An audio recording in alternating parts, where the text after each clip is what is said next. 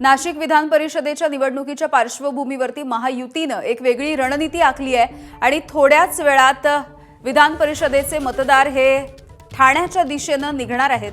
बंडखोरीच्या नंतर नाशिकच्या निवडणुकीमध्ये हॉटेल पॉलिटिक्स रंगणार असल्याचं कळतंय।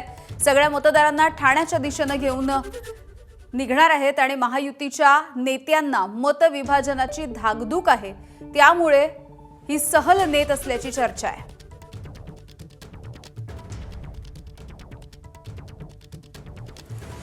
शुभम बोडके आमचे प्रतिनिधी आपल्याला माहिती देतील। शुभम, गेल्या आठवडाभराचं नाराजी नाट्य खरं तर नाशिकमधलं आपण बघितलेलं आहे आणि त्यानंतर आता बंडखोरी असेल किंवा मग मतांचं विभाजन असेल असं आपण म्हणूया, हे सगळं टाळण्यासाठी अज्ञात स्थळी घेऊन निघणार आहेत अगदी काही वेळामध्ये।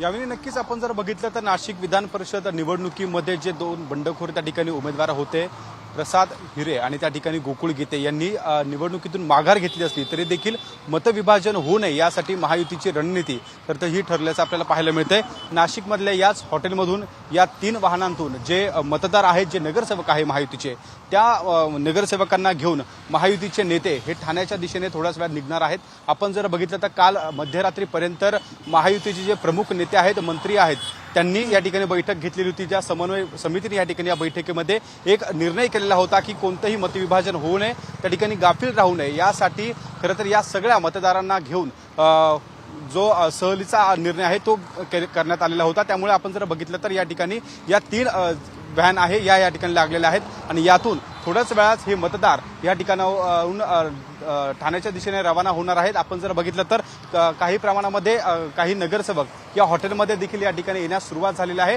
आणि थोड्याच वेळात हे नगरसेवकांना घेऊन काही नाशिकमधले स्थानिक जे महायुतीचे नेते आहेत ते ठाण्याच्या दिशेने रवाना होणार आहेत। नाशिकमध्ये जर बघितलं तर महायुतीचे जे उमेदवार आहेत नरेंद्र दराडे यांच्या विजयासाठी खरं तर महायुतीने ही रणनीती खरं तर महत्त्वपूर्ण आखल्याचं आपल्याला पाहायला मिळतंय।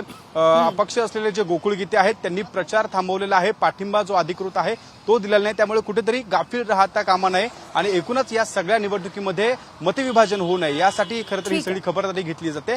त्यामुळे नाशिकमधल्या या सगळ्या महायुतीच्या नगरसेवकांना घेऊन थोड्याच वेळात नाशिकमधले नेते जे आहेत ते ठाण्याच्या दिशेने रवाना होणार आहे। यामिनी अगदी शुभम, वेळोवेळी अपडेट्स घेत राहू। तुर्तास धन्यवाद माहितीसाठी।